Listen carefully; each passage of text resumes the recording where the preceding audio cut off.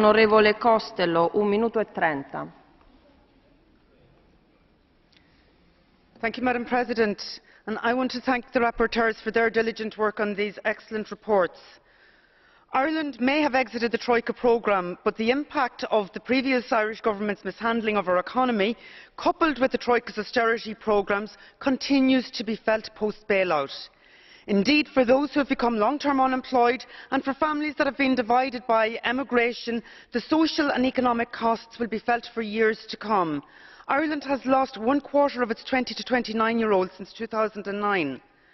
And these reports confirm that the Troika gave no consideration to the social impacts of the policies in Ireland, Greece, Portugal and Cyprus.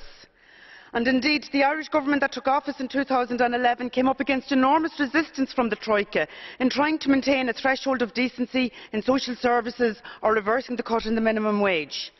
Commissioner Rehn, I say to you that the IMF now admit that the Troika used wrong multipliers and underestimated the negative impact of its measures.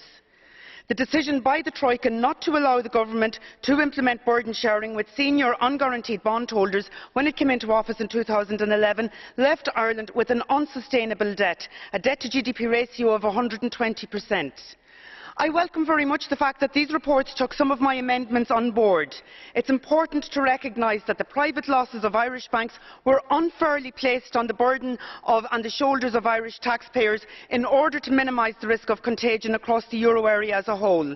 This calls for the full implementation of the June 2012 commitment to break the vicious circle between bank debt and sovereign debt, and most importantly, it urges the European Council to make good on its commitment of June 2012 to deal with Ireland's bank debt burden.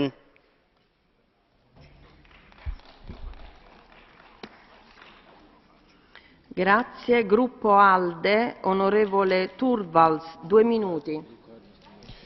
Thank you, Madam Chair. It has been a most interesting file, and I thank the rapporteurs and the shadows for a most interesting intellectual journey through the crisis.